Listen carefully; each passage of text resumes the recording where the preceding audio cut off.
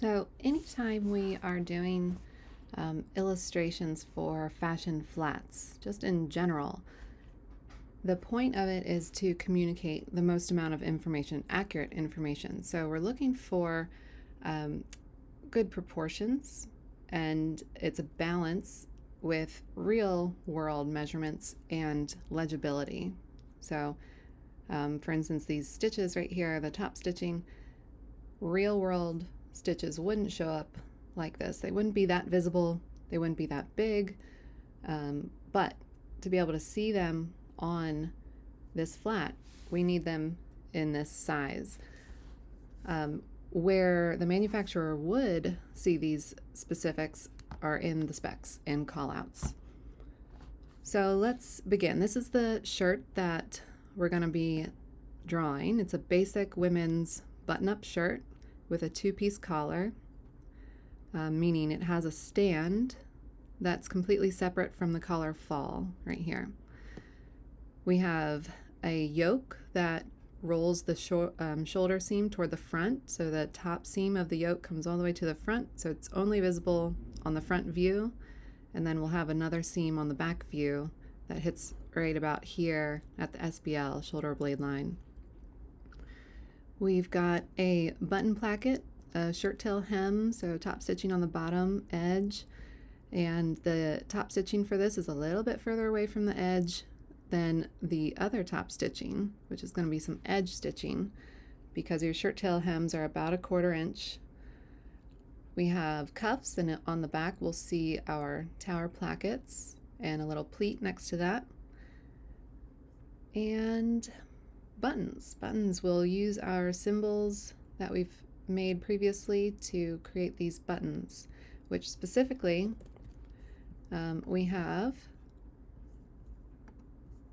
a horizontal buttonhole at the collar stand and the very bottom, and every other button in between is going to have a vertical buttonhole position. All right, let's get started. So first off, I'm going to get my pen tool, hotkey P, and I have these graphic styles that have been created previously specifically for tech flats, so I want my 1-point rounded no fill for a second, so I'm going to click on that. And I'm going to start with the collar. So the best thing to do is study real-world garments. And if you were to do this with a button-up fully buttoned, you would see that a two-piece collar comes right to center front at the very top point of its collar edge. So right at the nape of the neck, right below this red dash line, I'm going to drop my first anchor point. And I'm going to come all the way up to what I imagine the full height of the collar stand being, plus a little bit for the roll of the collar fall. So all of these are going to be straight lines, so just a click, click, click, click. My next one's going to be right here about, so we're outside of the croquis template outline. I want to stand away from the neck a little bit with this collar. So I'll click here. I'll let the collar fall come about to right here. We're going to land right above the shoulder. Let's say about right here. And my next one, maybe right there. And I'll close it up by returning to that original anchor point. So I have a shape about like this. And I'm going to grab my anchor point tool, so that lives under your pen tool. If I long hold, I can find my anchor point tool here. Also Shift C will get you that as a key command. And what that is going to allow us is to make our initially straight segments become curved. So I can just click and drag any of these segments in any direction, and it will create a curved segment now, and I have Bezier handles to manipulate that further. So I'm going to give this upper edge closest to the face a downward curve, as well as this collar edge, just a really subtle curve. And I'm also going to give this other side of the collar edge and I'm focusing the curve toward center front here. That's why I put my anchor point tool closer to this point right here and pushed it up a little bit. So I'm going to go a little bit more with that, like so perhaps.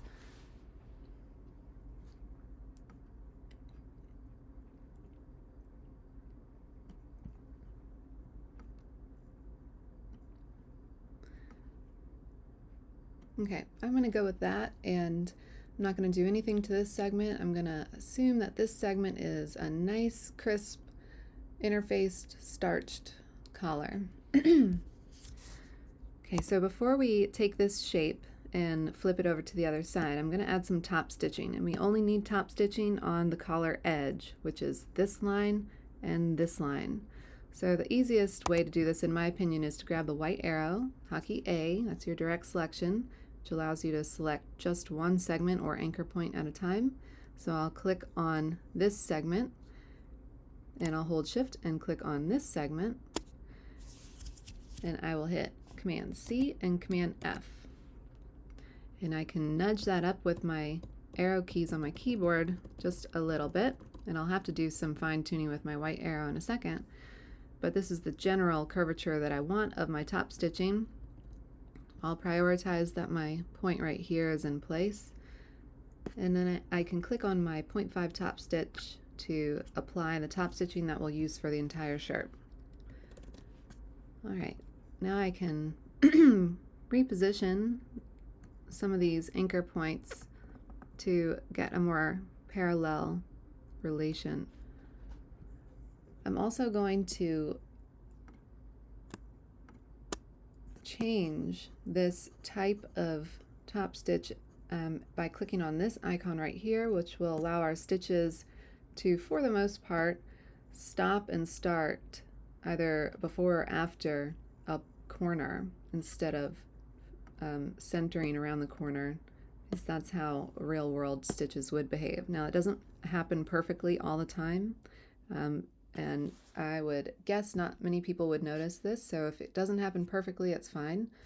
But you can try it. Know that those options are there.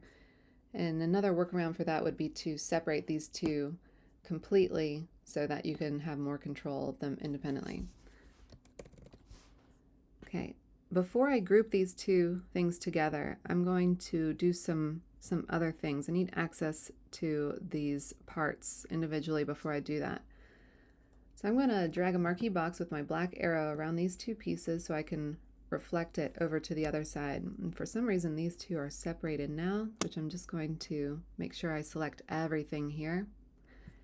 And I'll get my reflection tool, that's hotkey O, and I'll hold Alt or Option while I click on this guideline right here. I'll copy the vertical reflection. Perfect. And now I want to work on our back neck piece or collar piece. And to do that, our back collar piece only shares these two side segments, this side segment right here and this one right here. So the quickest way I could do this is to grab both of those segments with my white arrow, hotkey A, and I'll deselect everything, make sure nothing is selected. I'll click on one of them, hold Shift, click on the other, Command C to copy them, Command B this time to paste them in back. And before I deselect anything, I can just go ahead and right click in the background and say join, which it should join your top two anchor points first, and I'll right click again and say join, and that should join the bottom two. I'll grab my anchor point tool now to carefully give a subtle curve to both of these segments, and I want to stay as perfectly symmetrical as possible, so I want to stay on this line as best as I can when I'm pulling it down. I don't want much of a curve. I think that's totally fine. And I'm going to try to mimic the curvature down here, and I'll just go with about right there. Okay, great. Now I can go ahead and group these guys just so I can try to save myself any hassle if they get repositioned. So I'm going to group everything of this front. And before I do that, let me use my black arrow to select just the shape of my front collar, and I'm going to fill it with white. I'll need to reapply my curved caps and corners over here, and I'll do that same thing. Apply white to it. Great, and now I can group these two sides independently. So I selected all my top stitching and the shape of the front collar on one side, group those two together. Do the same over here, select everything on this side for just the front, group that. Now I can group both of the front pieces together. You see what order I'm doing, that it makes sense to do it in this sequence, because if you need to go back in and edit something, there's an order to it, and it keeps some things together while other things can become available to edit. Because we have a collar stand in here, we're going to be able to see the collar stand from this front view. So I'm going to need a seam right here, and top stitching right under that seam, and top stitching right below this neckline seam up here. So the fastest way to do that is to grab my white arrow, select this top line, hit Command C, Command F, and I'll just use my arrow key to nudge it down a little bit. This is my seam, so I'm going to come down a little bit further, probably about right there. And I'm going to hit Command C again to copy this one. Let me go ahead and apply my 0.75 rounded no fill. That's my interior seam line weight, so 0.75 on that. Now I'll hit Command C to copy it, and Command F to paste it in front of that segment I just copied. And I'll nudge that one down just a little bit, this one a little bit less, and apply my 0.5 top stitch right there. I might come down one more increment like so, and I'll get my white arrow again, click on this bottom segment, and remember, it's always a good habit to deselect everything to make sure you're not selecting other things, and then select what you want. So I've selected that bottom segment, hit Command C, Command F, nudge it up slightly, and then apply my 0.5 top stitch. Great. If you have an extending top stitch for that bottom segment like that, I'm going to either use my white arrow just to pull it in slightly like that, or you can add an anchor point exactly where you want it to stop and then delete this end anchor point. So either way, whatever works for you. Okay, I'm happy with that. So I can group all of this back together. I'm going to do every single line of this back collar section. So I'll grab this shape with my black arrow. I'll hold Shift and grab the seam line, the top stitching, and the other top stitching, and group all of those pieces together. So at this point, I can group all of my collar together. Boop and boop, group. So every single thing that has to do with my collar is now grouped together, which is great. What we could have done before we grouped it is fill this back collar with white, but we can always do that later, and you might not need it. If you're just keeping it no fill and you're on a white background, then you should be good. But you can always go back and change that up. All right, to let's see. Boop, boop, boop.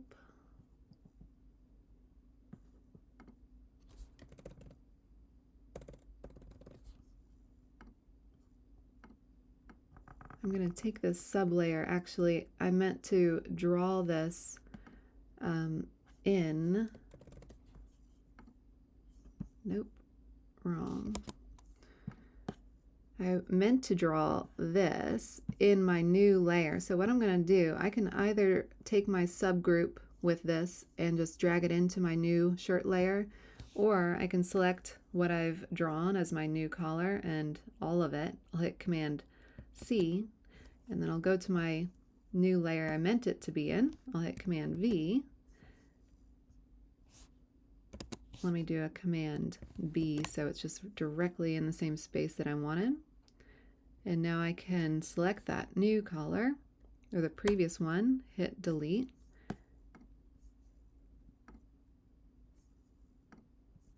Oh, something did not work, so let me try one more time. So I'm copying it, Command C. I'm going to go into my new layer. Oh, right, I can't copy in front or in back, Command F or Command B, because that's going to place it back in the previous layer anyway. So I have to Command V that for it to end up in my new layer. But now I can delete this previous one and make sure I'm starting to work in my new layer. And I locked that shirt example, the work over here, and I'm going to just place it in the correct position now. It's important that I get it directly in the middle where it needs to be.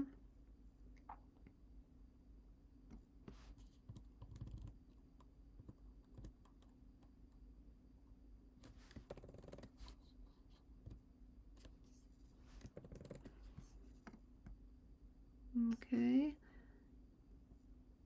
that seems fine. So let's begin now working on our bodice here. I'm going to go ahead and create a new layer. I can also create a sub-layer within this main shirt, but sort of depends on how you like to work. I'm going to rename this layer collar. I'm going to create a new layer. This is my bodice now. I'll grab my pen tool, make sure I'm working in that 1 point rounded. So with the bodice, we are always pretty much going to be covering up the neckline area with this collar shape, whether it's the front view or back view. So the neckline shape doesn't matter too much to me. What I'm going to do is drop my first anchor point, and let me lock this collar really quick. I don't want to attach anything to this collar, and I'm working in my new bodice layer. I'm going to drop my first point right on center front, directly above this back neckline seam right here. So I'm going to click once, and here's about where I imagine the HPS being of my garment. So my high point of shoulder, where the shoulder and the neckline intersect. I'm going to place one anchor point here. I'm just making a straight segment.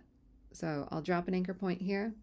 I'll go down the shoulder with a straight segment, and I'm going to pass this red dashed line for the shoulder, their armhole, just slightly. So about right there.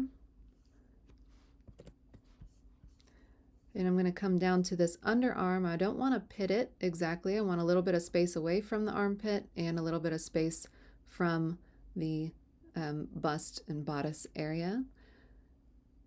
I can go ahead and drag in a curve here, but I'll likely want another Bezier handle coming from this anchor point up here, so I'll have to use my anchor point tool to bring that out. But for now, we'll do this curve, and we can come back in and fine tune it. I'll click on this previous anchor point to reset it. I know I'm going to need a complex curve on this side seam, so I'm just going to drop a straight segment. This anchor point will land right above the hip line area, close to the edge of the template, and the center front and last anchor point will be a little bit lower than that previous anchor point right at center front.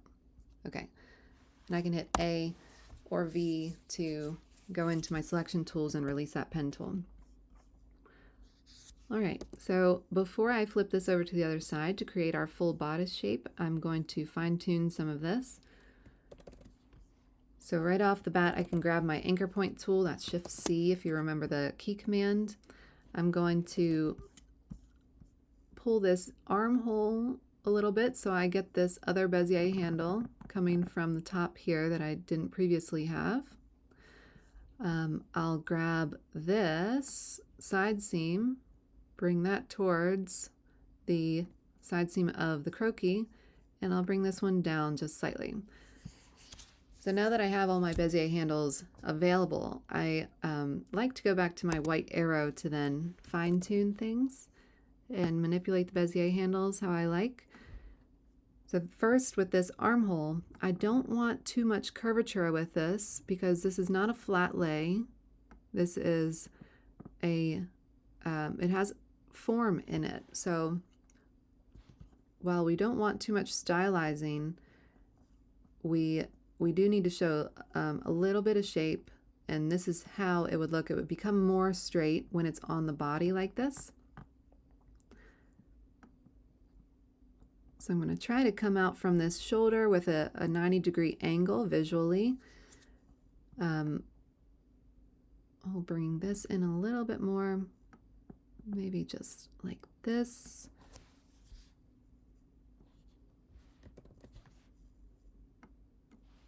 And I'll nudge that one out just a tiny bit. For this side seam, I'm making a standard fit shirt, button-up shirt for a woman. Now these range in how fitted they are, plus darts and whatnot, but I don't want to get too close to this natural waist of this croquis because it's pretty nipped for a waist.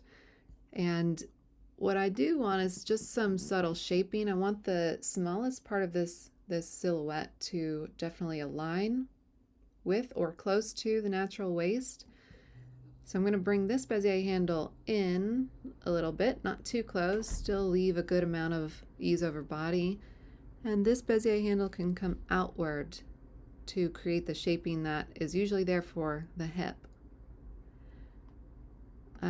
This anchor point at the bottom of my side seam I can bring in just a little bit closer. I definitely don't want to pass the outline of the croquis silhouette. So about like that. I just have a real organic, smooth shape to this side seam. And I'll go with something like that. Now with the hem here, you can keep it as just a simpler version of a rounded hem, or you can go with a slightly more complex curve for a shirt tail hem to indicate this higher side seam where the front would come down in this nice curve and the back would also come down in a nice curve, but you have this upward curve at the side seam. Remember to use best practices when you are creating your center front curve and manipulating your Bezier handles. Hold shift to make sure that stays on that x-axis and you have a nice 180-degree plane when it crosses over to the other side. So I'll go with about like that. And let's see, what's our shape look like overall? Sure, that's fine. Now I can copy this over to the other side.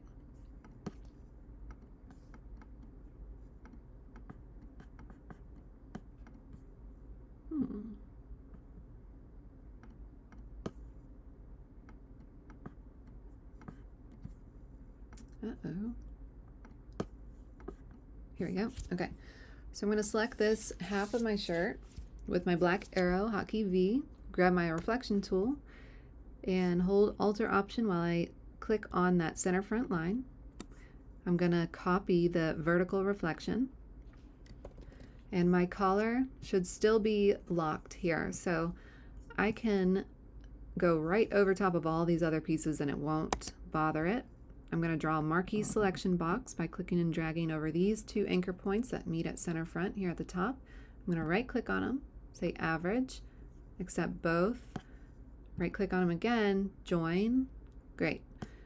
And down here at the bottom we also need to do the same thing. So select both of them, right click, average, right click, join, great. So that's our bodice. Let's get our placket out of the way real quick. One more thing we might want to do really quickly. So our shirt is going to have a interior view right here. This little V triangular shape is going to be an interior view filled with gray. So one way to do this is to create just a random shape that's big enough to put in our stacking order that hides behind the collar and the front bodice, but it shows through just right here. Another way a lot of people use is just make another copy of this whole bodice and place it right underneath. So I can do that easily, and why not, since we already have the shape? It's just a copy. I'm going to select my bodice with my black arrow. I'll hit Command C and then Command B to paste it right in back of it. And now I have a sub layer in my layer panel here. This is my back bodice. I know it's my back bodice because if it's underneath this one, this is my front bodice. And I told it to copy it or paste it in back of it, so I know it's already in back underneath the layer of my front bodice. Now I can pull down the front of this, and let me actually fill my back bodice with gray first so we can see it. So I'll select my back bodice in my layer panel, double click on my color picker, and then type in 939598 for my hex code and hit OK. Okay, now we have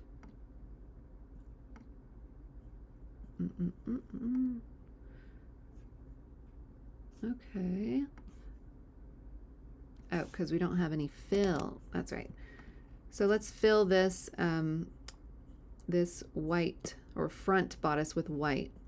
So we have our back bodice, and I'm selecting my front bodice by just clicking in this area over here. And I'm going to double click on my white chip, and I'm going to pull my white all the way into this top corner as far as I can go, or type in FFF times 6, FFFFFF, hit OK.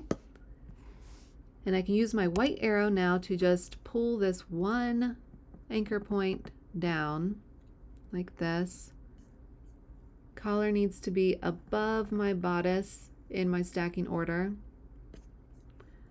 And I can see that this needs to come down just a little bit more. There we go.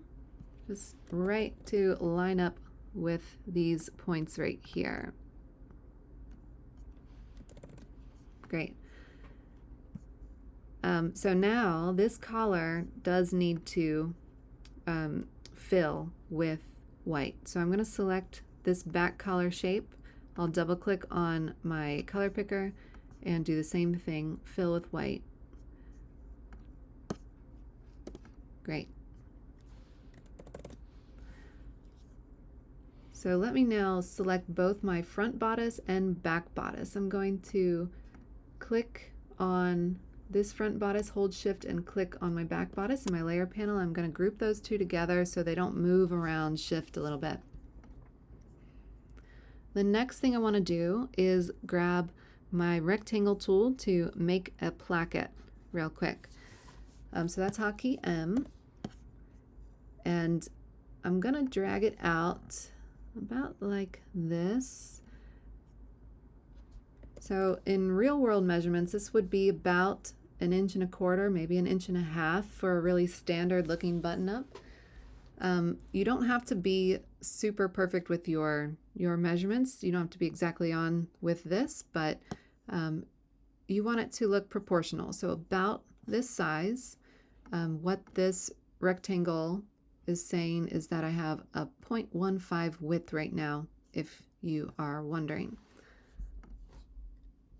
Now the reason why I'm leaving this area up here with a little bit of space, I didn't bring this all the way to the top, because technically we have a stand in this collar. So I need this stand to come all the way to the front so it's visible. It's going to be this weird little random shape I'm going to draw, and I'm going to draw it in the collar layer. First, I'm going to make sure that this rectangle is positioned perfectly. I can either use my Smart Guides to do this, or I can use my Align panel. So I can select my shirt first, then select my placket, and I can align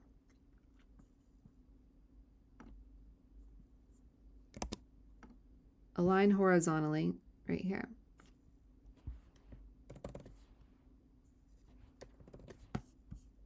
Okay, and the bottom is lining up pretty well. Let's go into our collar layer, and I'm actually going to create a new sub-layer. This is collar stand front.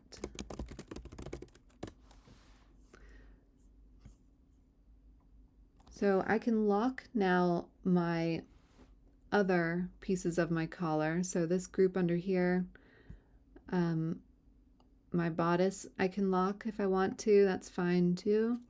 And then I'll grab my pen tool, and the shape that I want is a curved shape that's going to start right here, and it's going to go all the way up to this point where it would sew to in real world. It needs to be a curve, something like that. And then I just need to have some random shape like this. It's not going to show because it will be behind this collar.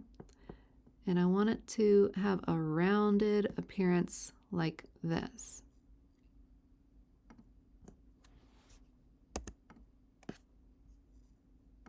Okay. So now I'm going to grab this group. In my layer panel, I see that all my previous collar shapes are grouped together, which is convenient because now I can grab that group of collar shapes, pull them right above this new collar stand shape that I did, and it will hide what I don't want to be visible.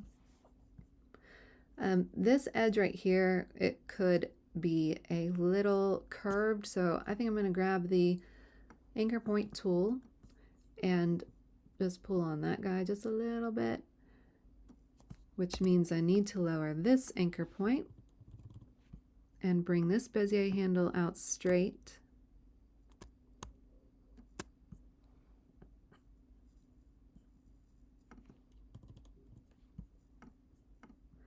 And I'm going to fill that with white. Okay, that looks fine to me, except that stand is pretty big. I was hoping to align it sort of with the size of this stand in the back, because that's a pretty big stand right here. But this looks a little out of proportion here. So what I'm going to do is, one, I'm going to take down this curvature slightly. I'm going to pull this edge up by selecting both of these anchor points and just using my arrow keys to nudge it up slightly. I'll zoom out to check out that. Still a little bit much, so let's go with that. And now I can pull the bottom of my placket up so it remains underneath.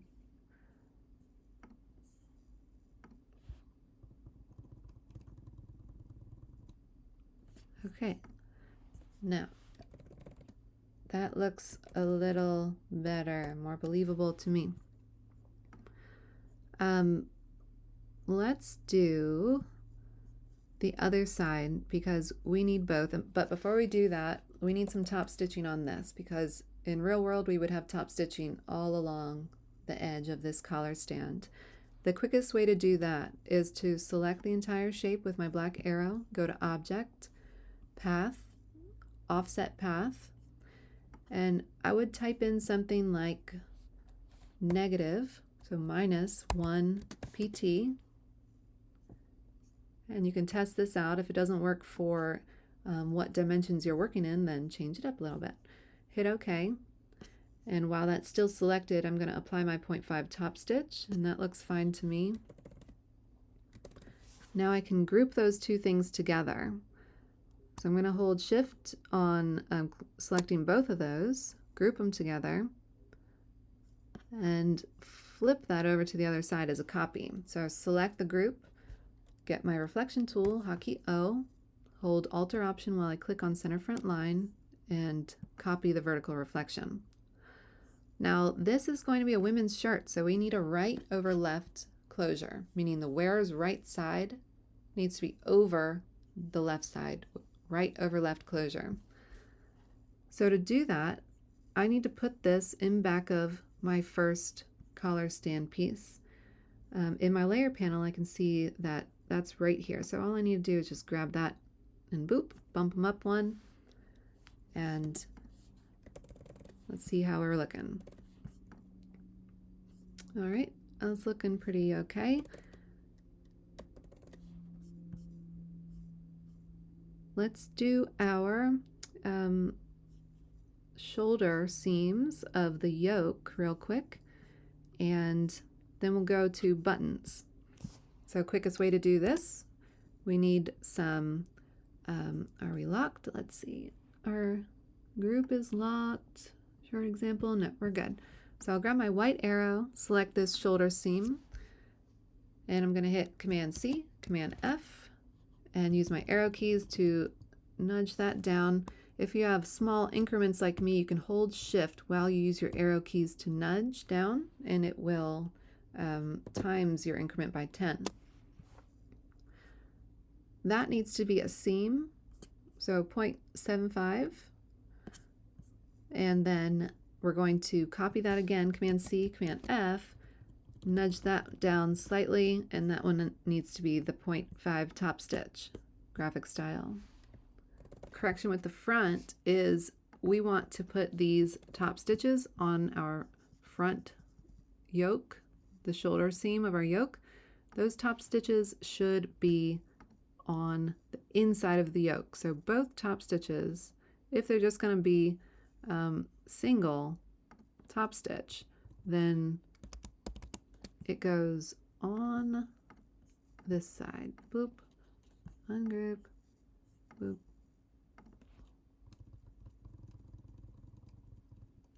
Yeah, how silly of me. Okay.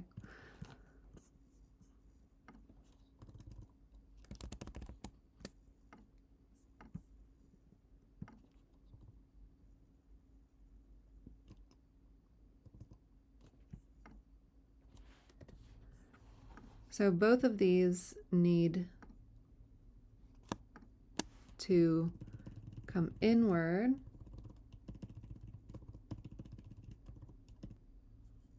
Now I'm going to flip that over to the other side. So select both of them, or just click on them once if they're grouped. Get my reflection tool, hotkey O. Let's get our croquis and guideline back. And then I'll hold Alt or Option while I click on that center guideline and copy the reflection. All right, that's great. Now what I can do is group these two top stitches together. And before I group all of this together, I want to do one more thing. I want to put my top stitching on the bottom of my bodice. So again, that's pretty easy. Let's get our white arrow, and I'm going to click on this segment down here just so I make it available for selection. I'm going to click on just this center anchor point of this bottom edge. Now that's going to select everything that relates to this anchor point, which is this segment and the other side of the segment. So I'll hit Command C and Command V for this. And I'll use my arrow keys to nudge this up. We do want this to be in front of our placket because the top stitches would continue on this placket. So let's see what order we have this in. Here's my placket right here. And let's get the top stitch above that placket. Remove the fill from it. and change it to 0.75 or 0.5 actually top stitch. It would have automatically removed the fill if I had just clicked on my graphic style though, so that was an extra step. Let's put our top stitching on our placket too. So we just want top stitching going down this edge and this edge on the inside of our placket shape. So grab your white arrow, select one of the edges, Command C, Command F, nudge that inward, hit 0.5 top stitch, do the same for the other side, Command C, Command F, nudge that inward, hit 0.5 top stitch, and I might want to come in just a couple more. Now my keyboard increments are at 0.1 point. So it's a pretty small increment when I use my arrow keys. Now if you need a smaller increment with your arrow keys, then just bring up your preferences, that's Command F, and automatically in this first topic general, you'll see keyboard increment, and you can type in 0.1 PT, even if the unit of measure is in inches. You type in PT and the program understands that that's what you want, and it will likely convert it back to inches, but what that is equal to in pixels.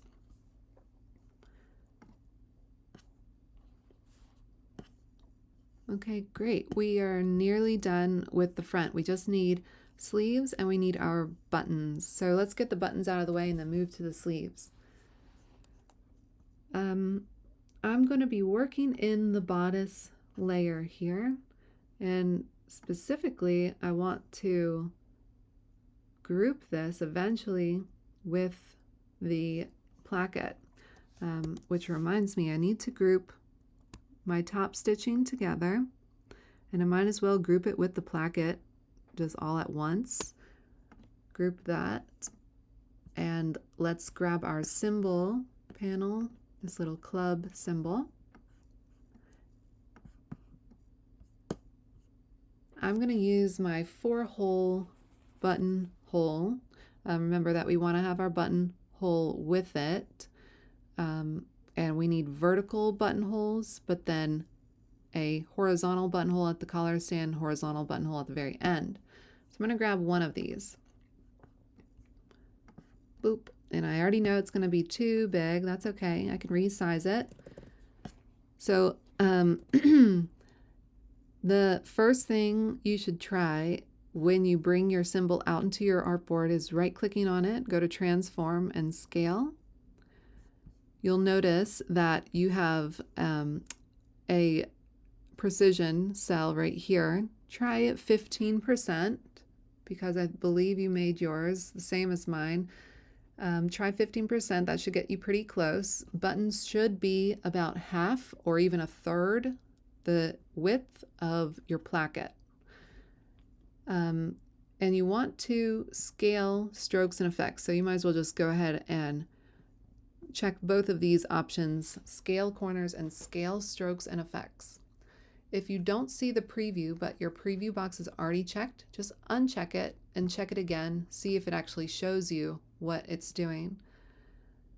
If you see a little black blob, pretty much, you're gonna have to, and I'm not sure why it's doing this for some people and not others, but you can always right-click and break link to symbol, and then use your stroke weight and key down how much or how big your stroke weight is. So once I have one of those in the correct size, I'm going to bring this over to my placket here. And remember, our buttons are always going to live right on center front line. So that should be centered directly on my guide, my center guideline. And usually there's about an inch and a half or so of space between your button and the neckline seam. So from the top of your placket where that seam is, about an inch, inch and a half, sometimes 2 inches. It all depends on the garment and the fabric, yada yada. Now the easiest way to do this is to make a bunch of copies of this. So with that selected still, I'm going to hit Command C, and I need about 6 of them, let's say. Let's try 6, and I'll hit Command F 5 times. 1, 2, 3, 4, 5. Now I should have 6 in total. So the first thing I want to do is bring this top one down to the position of my lowest button. I'm holding Shift to make sure it stays on that center front guideline, right in the same axis. You don't want to put your last button all the way down here. That's not how button-up shirts are made. Usually button-up shirts are made for tucking in, so buttons stay away a good amount. But depending on if the shirt is meant to be tucked in or not, you'll have a different range of space between that last button and the edge. I'm going to go for about right here. Now I can select all of my buttons, and it's easiest to do this in the layer panel. I see them right here. Button, button, button, button. So I'm going to hold Shift and select all of these. And I'm going to use my distribute function in my align panel to get an even distribution between all of them. And it's this one that you want, this second one, vertical distribute center. So if you have all of them selected, what it's doing is taking the furthest one at the top and the furthest one at the bottom and spacing everything else equally between them. So let me get a visual that looks fine to me. Now remember, the last one and the one on your collar stand should be horizontal. So when buttons are horizontal, buttonholes are horizontal. If I were to just rotate this holding my Shift button down so it stays exactly at those 15 or 45 degree angles, this would be fine. I wouldn't take points off for this, but technically you should have a buttonhole that looks like this, because your button is going to settle in that furthest most point it's allowed to. So really, I'm going to, and you will likely need to create a new one for this.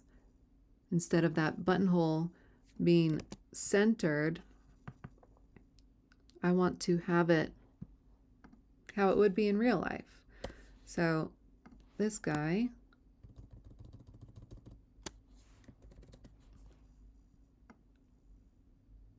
I hope that makes sense,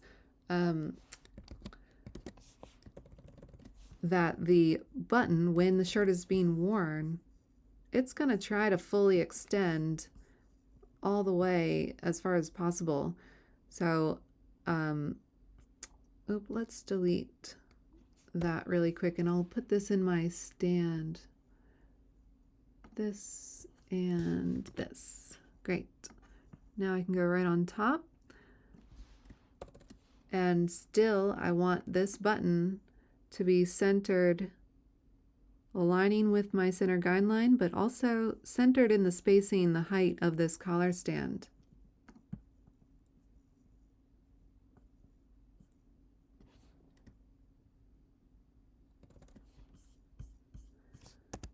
This is bothering me a little bit right here.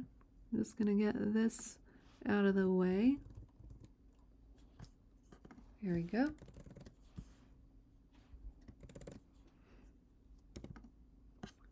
Okay. Lastly, I want to group all of these buttons together. So whether you select them by just clicking on them in your workspace, or if you use your layer panel to select them, just hold Shift and grab them all and then group them all together. Group, boom. Now I can hold Shift again and select my placket and group all of that together. So now the spacing and positions won't change.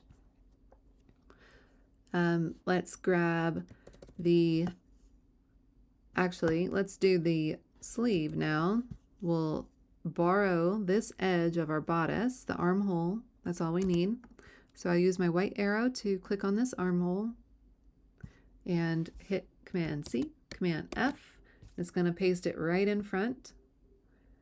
I can use my black arrow now to double click on that armhole segment, and it's going to put us into isolation mode, meaning we can't access anything else. That's great.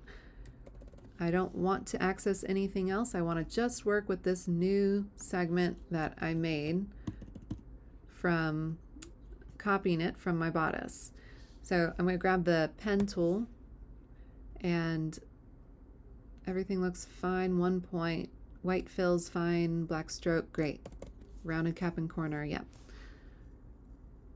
I'm going to start with straight segments. So I'm just going to pick my segment back up, and when I see my pen tool hover over that anchor point and it changes, that's when I know it will continue the previous or initial segment. I'm going to come down here, drop another point, so just straight segments for now. I know I'm going to put a cuff on here, so I'm going to space it a little bit away from that wrist line right here. The cuff's going to be about like this, so I'll come about right there. I'll come across here and bring it back up to that bottom anchor point of the armhole to finish it off. Now we have this really straight, rigid, sort of shapeless sleeve that probably wouldn't fit anybody's arm in it unless it were a knit or a stretch. So now we can grab the anchor point tool, because I'm going to need some Bezier handles to curve this. That's Shift C, or under your pen tool in your menu. And I'll pull one out this way, one out this way, and I also want a slight downward curve for this bottom edge where the seam will attach to the cuff. Now that I have my Bezier handles, I'm going to grab my white arrow and do some fine tuning. I don't want this little balloon shape sleeve here. I want to try to mimic what happens in real world, which is a little jump up here at our sleeve head. That's why we add ease into our sleeve patterns at the cap, so it has enough space to fit the deltoid. It jumps over that big muscle in our arm. So I'm going to give that a little jump outward just by pulling my Bezier handle straight out from it. I'm also going to bring this under seam of my sleeve. I'm going to bring it in slightly and then out slightly like this. But here's the deal, okay? So I'm thinking of this as how is this technically in real world? How is it engineered? What are the nuances of this garment? I know that my tower placket's going to be in the back here because we have fullness that we pleat into the cuff, fullness in the sleeve that we pleat into the cuff, and that fullness, the pleat, is on this inner side toward the underseam. So I'm putting more volume into this underseam right here than I'm going to do in this outseam side over here. Typically this outseam, I'm going to want a little more complexity because I've already used this Bezier handle to give this outward jump right here. I'm going to add an anchor point right here so I have more control over what's happening with this shape. So I can hit my plus on my keyboard and just boop, put an anchor point right there, which gives me 2 more Bezier handles to play around with. So I'll go back to my white arrow. I'll bring this in slightly.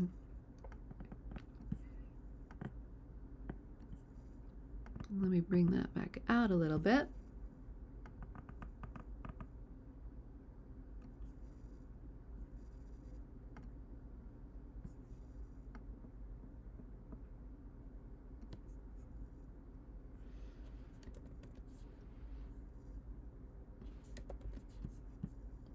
Maybe a little bit more here, tiny bit here. You know, because what is happening here when you're trying to think about function and mobility for the wearer, because this cuff is here, when it's fully buttoned, that cuff isn't going anywhere usually. There's not a lot of room to move up your forearm, so they need to add a little bit of length and blouson effect to this sleeve, so when you sort of bend your elbows and lift your arms, you have enough room to do that in the length of the sleeve. So let's say that this is my shape. Okay, that's great. I'm going to go with this one. What we need to do for the cuff is copy just this bottom segment right here so we can share it with the cuff piece. And let me check this out really quick. So that's pretty far away from the actual outline of the croquis, so I'm going to do that, bring my curves out just a little bit more.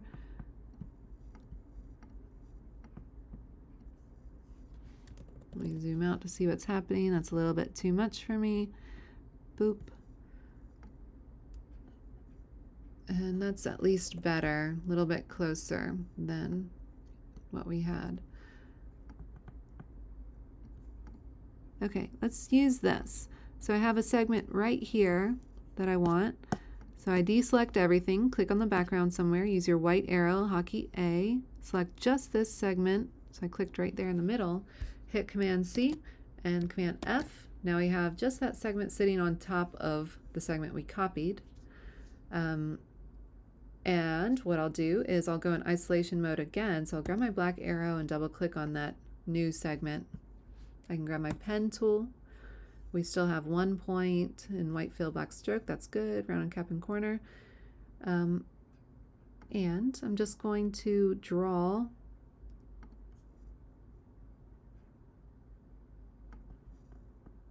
a cuff like so. And white arrow to fine tune things. I'll bring this in a little bit. And let's see. Okay, that's fine. What I'm looking for right here when I'm shaping this is, one is the perspective, the same for the curvature at the top and the bottom. Maybe this one's a little bit more, but it looks fine. The other thing is this parallel? Are the edges parallel? Because typically a cuff is just going to be straight up and down, parallel, a perfect cylinder. Sometimes you'll see a cuff that has shaping in it, meaning tapered, narrow at the bottom, a little bit bigger at the top. Okay, so let's do our top stitching for this before we get out of here. White arrow, hotkey A. I'm going to select just the bottom segment, Command C, Command F, nudge it up just slightly. Change it to 0.5 top stitch. Do the same for this top one. Command C, Command F, nudge it down. Get rid of the fill. Oh, same mistake I did last time. That graphic style would get rid of the fill anyway, so I don't need to do that extra step. Okay, let's zoom out and see what the proportions are like. Okay. All right, that looks good to me. I'm going to double click in the background of my artboard so it releases that isolation mode. And I'm going to copy that sleeve over to the other side. And first I'm going to group things so it makes it easier, just smarter. I'll group everything in the cuff together, group, and then I'll select the sleeve as well, group the cuff components and the sleeve together. Now everything is selected. I can make sure by clicking off and then clicking it again. I can grab my reflection tool, hotkey O, hover over that center front guideline, hold Alt or Option while I click on it, and copy the vertical reflection. Now if everything is lining up perfectly, that means that you've done a really good job being careful and making your lines super symmetric, so well done. If it's not, zoom in really close and make some adjustments, not to the shape, but the position of the whole shape. So it aligns with the segment that it relates to. I'm noticing here that this top stitch is a little off.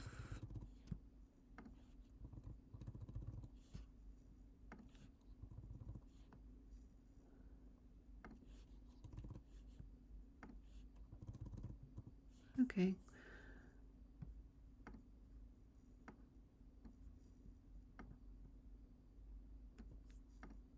That'll do.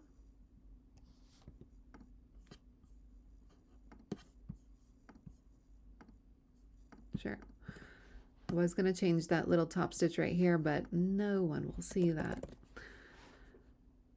Okay, so what we're going to do now is double check that we have everything here, and it looks like we do. We're all done with the front. So awesome. I'm going to make a copy of this. So I'll hit select everything, make sure nothing's locked in here. That's my shirt example, so that stays locked.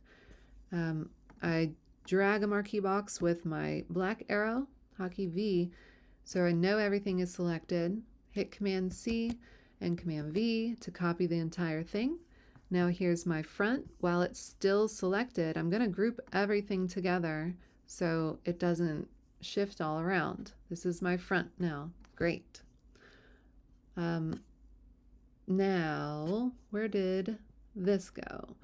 So this is still underneath here. Let me redo that so I put it in its own copy.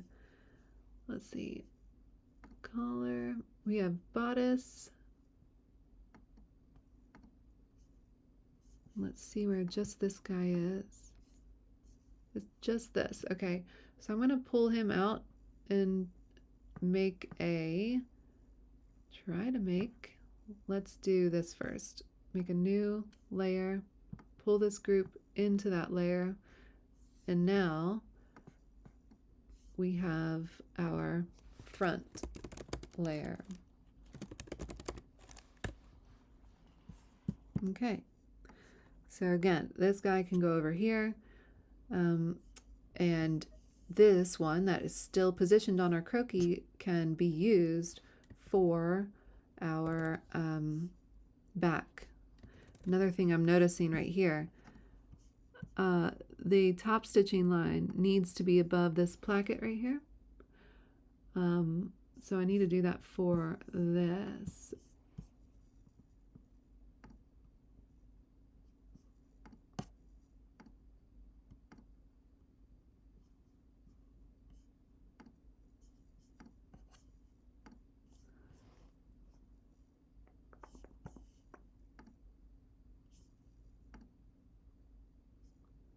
Okay, there's that.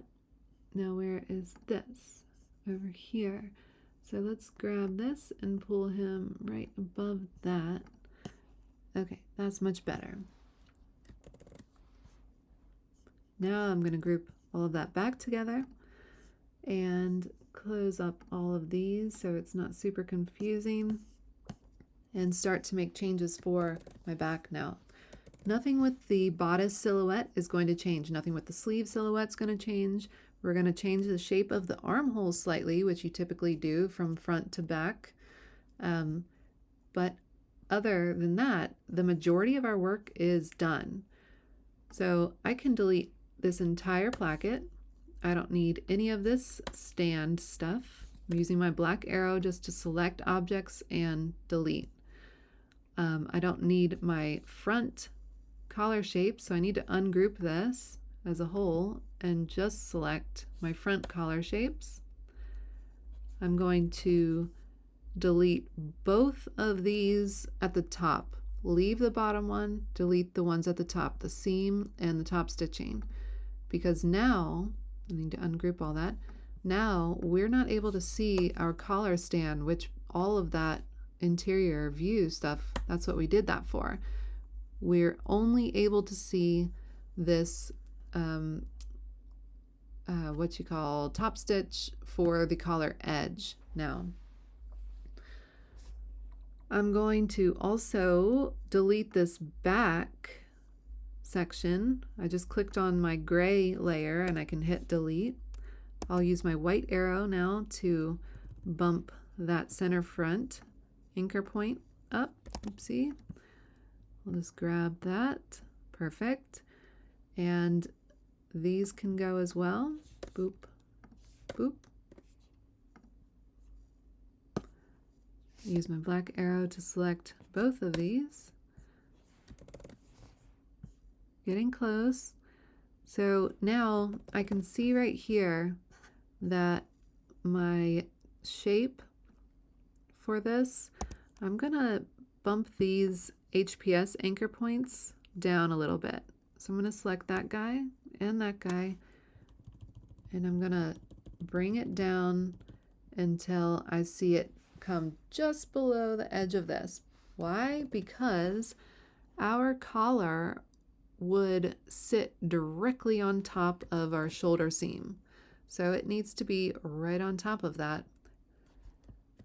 You could, let's see what this looks like. Grab this guy and this guy, and I'll bump those up so they sort of just meet. And sure, let's go with that. Not too big of a difference, but why not? Let's go to the armhole shape of our sleeve. Remember that we have a yoke that corresponds to that forward rolled shoulder seam. The yoke's going to be about right here, and also get top stitching with it. And then we have two princess darts right here, fisheye darts, that will do. So we can either do sleeve or finish the bodice first. So maybe let's finish the bodice really quick. I can go ahead and delete one of these sleeves because we're going to make changes, which means one of them has to be flipped to the other side. Let's double click on this bodice so we are working in isolation mode. I'm going to grab my pen tool, hotkey P, and about, let's say right here, about right there, I'm going to go straight across.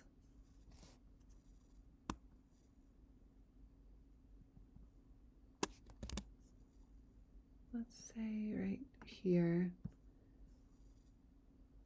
And I'm going to hold shift so I'm straight across, and I'm going to flip that over to the other side by selecting it with my black arrow, getting my reflection tool, hotkey O, hold Alt or Option, right click, copy.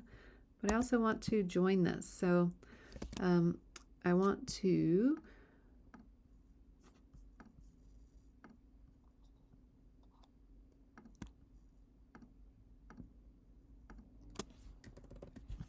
let's try to get this, I guess, locked so I can grab both of these. They're both right there. I can see it switch over. So I could individually click on it if I wanted. Like this. Boop.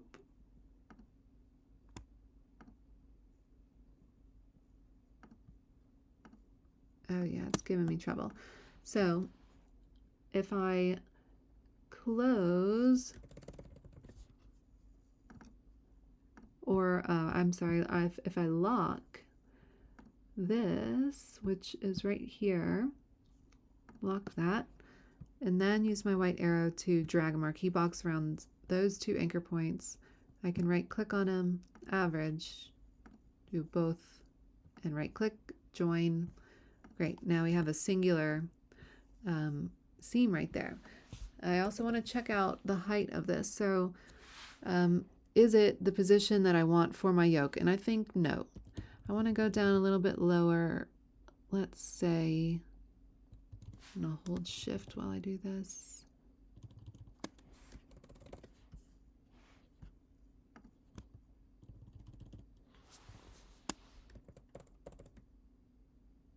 Yeah, probably about right there.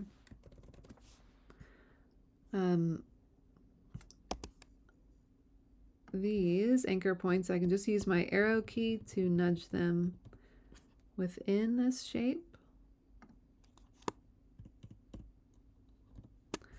This is going to be my seam, so I'm going to use my black arrow, select it, and apply my 0.75 no fill.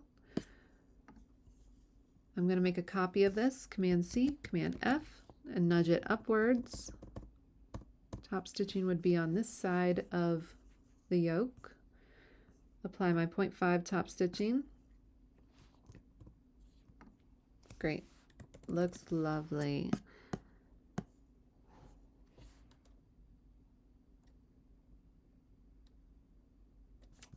I was just considering whether or not we should make a longer back, and I want to double check something real quick.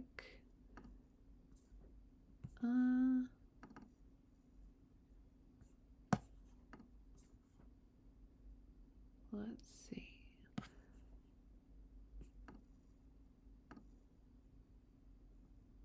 Let's go to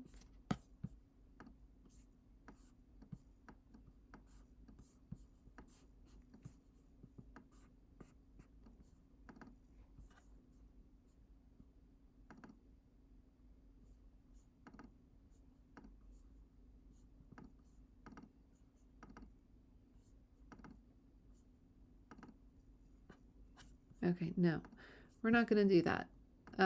But just know that you might want to consider a slightly longer back hem than your front hem. But for this one, let's just keep it the same. And that will save us a little bit of time. And let's get the darts in here first. So to finish this yoke, I'm just going to group them real quick. Select both of those new lines, the seam line and the top stitching, group those. And I can now grab my pen tool, and I want to be on this princess seam, so I sort of need to see through this layer to get my position. I'm going to actually select this bodice, unlock him. I'm going to select this bodice and take the fill away, and here's my princess position right here. So now I can grab my pen tool with fisheye darts. So we have about 7 inches, it's usually around 7. It can be less or more, but imagine a real world 7-inch above natural waist, and you have about 5-6 inches below natural waist. So I'm going to go from here to here, like so. And I'm trying to see, and I can fill this back with white now. That helps me see it a little bit better in relation to everything else. I'm trying to see if this is corresponding to the silhouette that I gave my out seam, so it looks pretty good together. Like if you had your dart, the smallest part or the most intake of your dart aligning with something like down here and not aligning with the smallest part of your bodice silhouette, then that would be incorrect. Something would look off. You're trying to make the smallest or most fitted area right at that natural waist, so they both should be working toward that same goal. Now I can apply a stroke profile to this. So I'm still on 1 point stroke weight here, no fill. And let's try this first one with 2 tapered ends, and that looks good to me. I'm going to flip this guy over to the other side by selecting it with my black arrow, grabbing my reflection tool, hotkey O, hold Alt or Option, click on that center front guideline, and copy the vertical reflection. these two guys get grouped together. I'll select them with my black arrow, group. And I could even now select this detail and this detail, group those two together. Work on these other parts, so all of my back detail, now group it with my bodice, group, boom. I didn't yet group my top stitching with my collar, so group that, great. And where did my top stitching go? Let's see.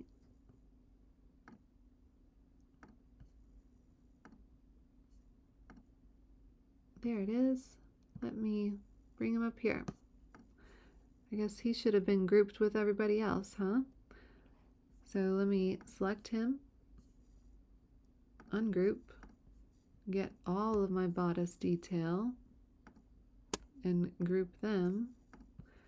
And now I'll group everything with my bodice. Perfect. So now let's do just a little bit of work on this sleeve. Now it's not just going to be reshaping this armhole really quickly and boom, we're done. We have to also make a tower placket and put a button there. So to do that, let's first get rid of or take care of this armhole shape. So I'm going to take this sleeve away from it a little bit.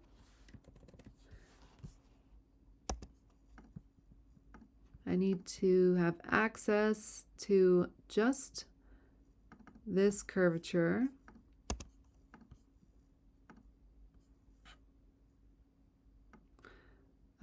So I'm gonna bring it just out like that a little bit.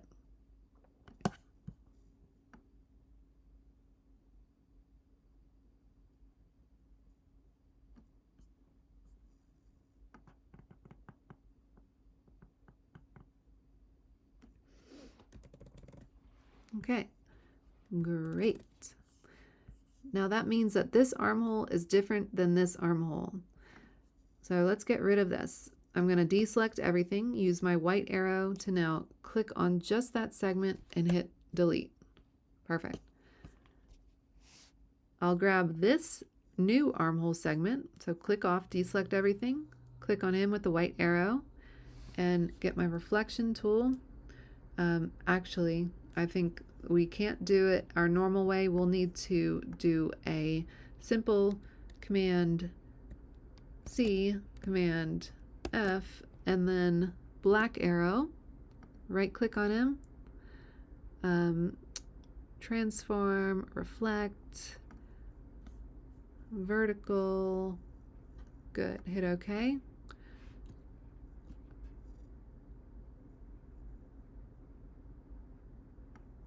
And we need to line that up exactly. There's, now this will give you a lot of room for error, you know.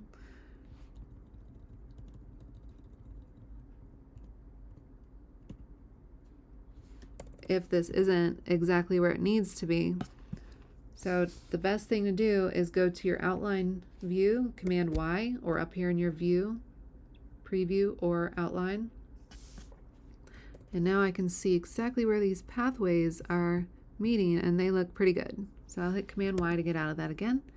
Use my white arrow to join this down here. Right click, average, okay. Right click, join, great. Do the same up here.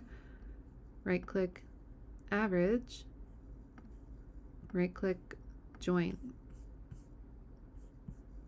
Right click, average, right click, join. Oh, wait. Uh-oh, they're already done. Let's see if this is. Nope, that's good to go. Okay. Oh yeah, because that was, we just manipulated it. Never mind. So you just need to join these two anchor points and these two anchor points.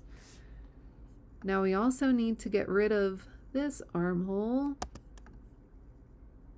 And you might be thinking to me, Well, why don't we just change the armhole shape on the sleeve or the armhole shape on the bodice and put the other one behind, the old one behind the new shape.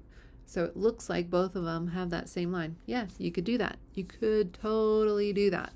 But this is best practice. This is like not being lazy with your work, something proud to give to a coworker or an employer, so they couldn't really come at you with anything. Okay, so I'm gonna delete this side of my armhole, and I'm going to copy just this guy, right? Because I need him again. Command C, Command F.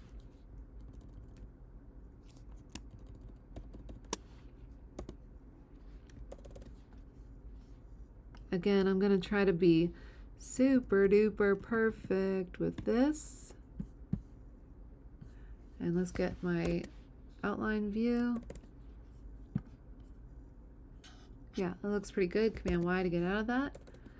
White arrow, join. Average first. Right click, then join. Let's grab these two down here. Right click, average. Oopsie. Right click, average. Okay. And right click, join. Great. So I can get this guy back in place now.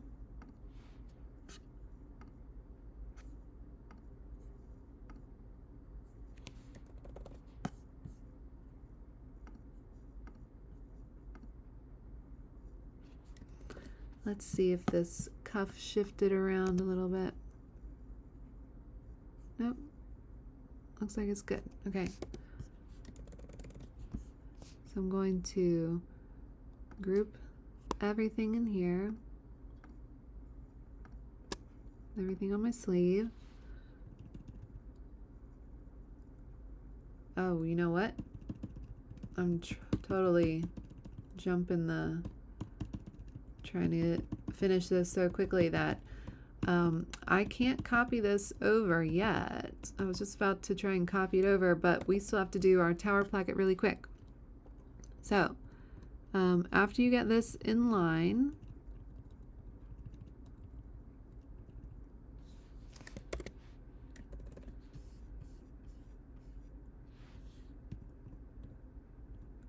here we go.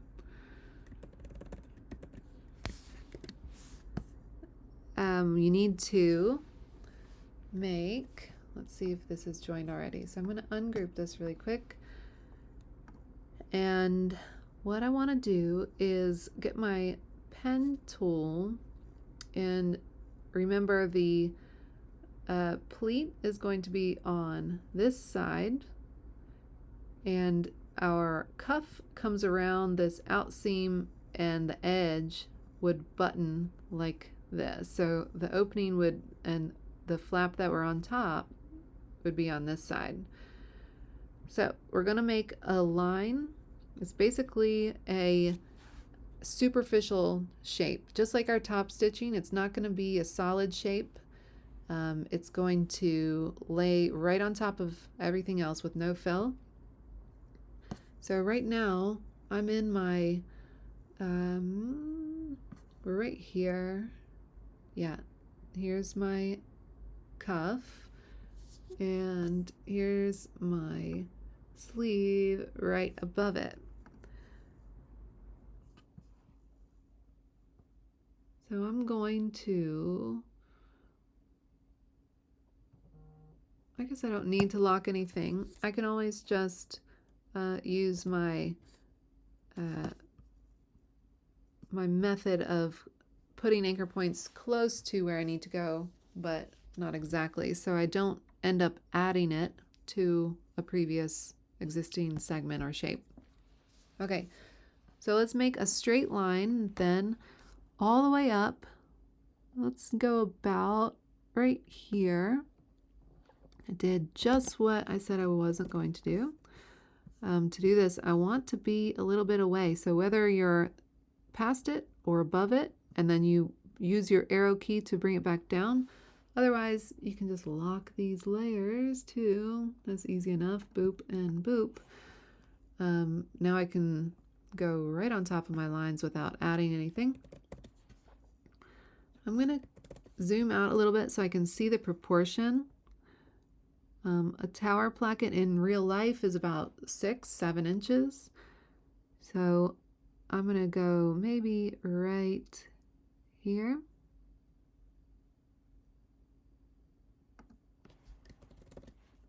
And then like so, then like so, and like so.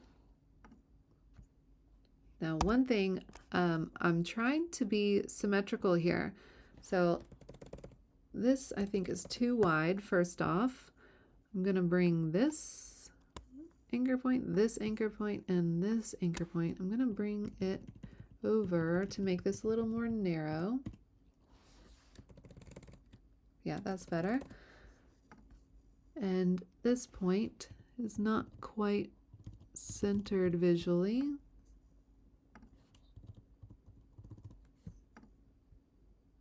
That's better.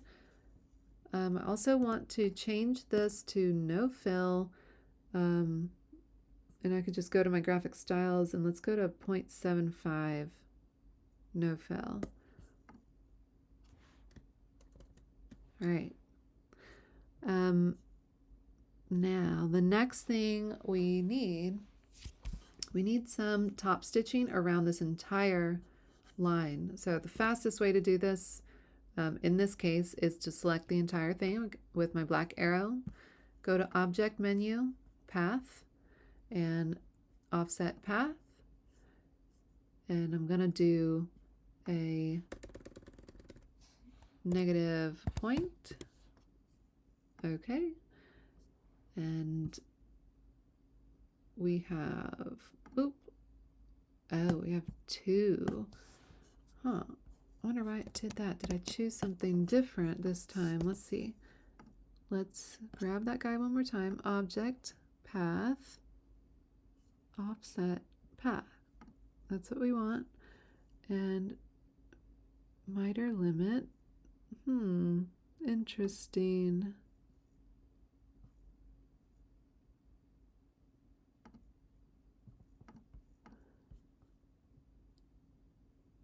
Okay. Well, if that happens, which is weird, I'm not sure why it's doing that. It could just be like a little fluke. But I could just select this outer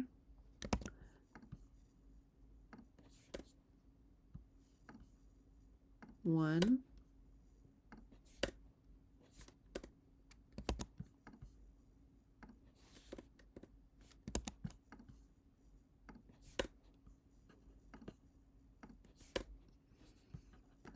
And you see how I'm having to deselect after each time I delete something, right?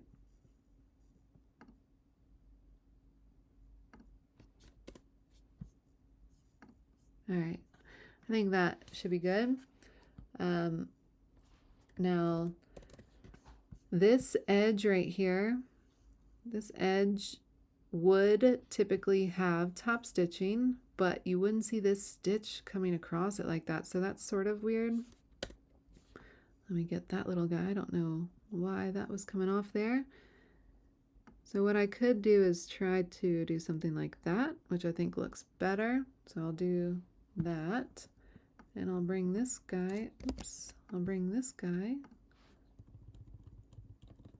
down.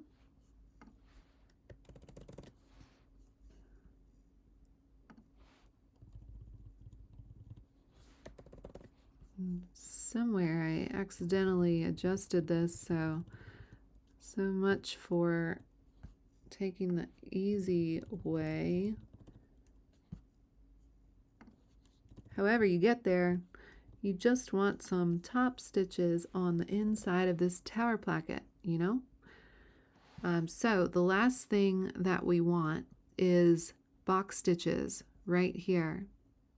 And the way that we're going to do that, I'm going to create a box, boop, like this. And I would like to lock just this. Okay, lock that. And lock this guy. If I grab my rectangle tool again, I'm gonna do a box stitch, which means a stitch that makes a box first, or a rectangle, and then has a cross section of stitches that go through from corner to corner. I'm sure you know what I mean. Okay, so about like that. And then I'm going to change that to 0.5 top stitch when I have it selected. Boom. And let's do pen tool now to go from here to here. And I'll release that and do another pen tool from here to here. And both of those get switched to 0.5 top stitch as well. The stitches are so big that it's hard to even see what it's doing, you know? So I'm going to, and you don't have to do this, I'm going to make them just a little bit smaller so it becomes more apparent. Yeah, okay. Okay, last thing is we need a button right here, and we need a tiny little pleat right there. So button is easy. I'm going to grab this button, boop. And this is the direction that this one would go. So that's perfect. When we flip it over to the other side, it will line up just the same way in the correct direction that it needs to be. So I'm aligning this button head with the center of this placket. And you want to be in the center of the height of your cuff as well. Usually your cuff buttons are a little bit smaller than your center front placket buttons, but if you want to scale it down just slightly, go for it. Be my guest. We usually have another button, sometimes another button right here. If you want to do that one, great. If you don't, it doesn't bother me. Pen tool again.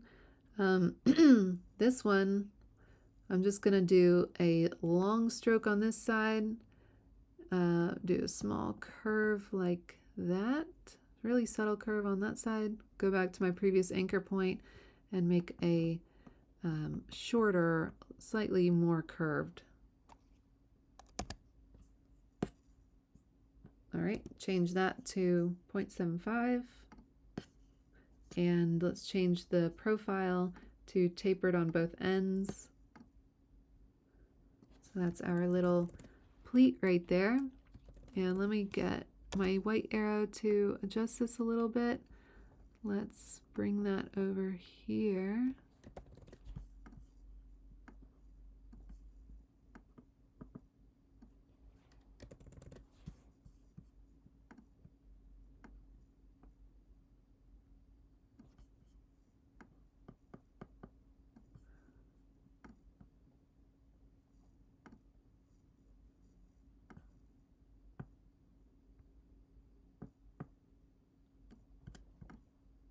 All right.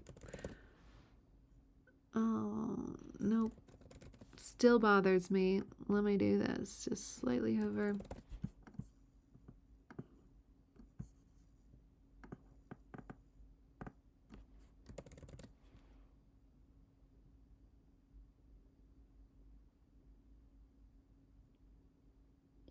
Oh. Wait a second. I'm pretty sure this, if I'm remembering construction of this, it goes on this side. Yeah, good Lord. Okay, let's flip that over, transform, reflect, and then I'm going to pop him over to this other side right here. Rotate him just slightly.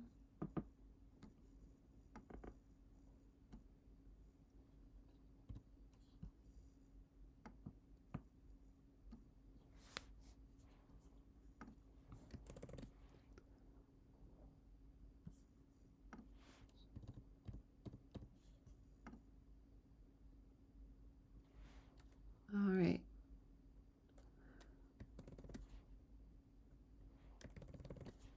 Okay, so I think now we're done. So I'm going to group all of this. Let me unlock, boom, boom.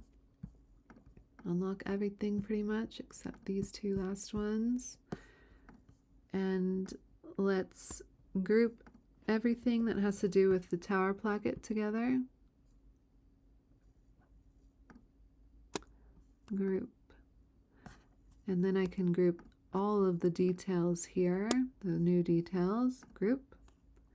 Now this group can get grouped with all of this. Great. So close to being done. Now select that entire sleeve group and get your reflection tool, hotkey O, hold Alt or Option, click on the center guideline, copy that vertical reflection. Cool, cool, cool, cool. That's looking pretty good.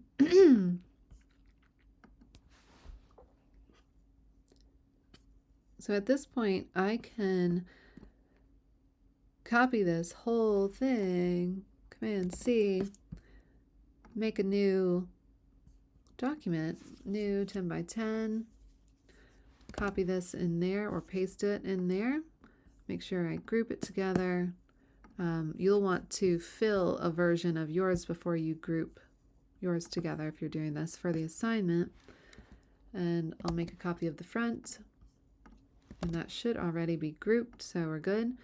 Now, when you're actually putting a presentation together for flats, sometimes, or a lot of the time, you'll see flats staggered like this. So always, always prioritize the front view, and then the back view is behind it, and you don't want to cover up anything that's a detail that's super important. But as long as you can see, I can see there's a yoke there, I can see it has top stitching, I can see there are fisheye darts and tower plackets, and there's a pleat on that side. If you can see all the details, you're good. You just don't want to cover it up like that.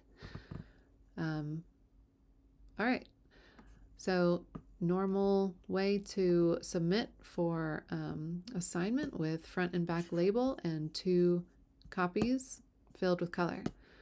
Okay, see you all later.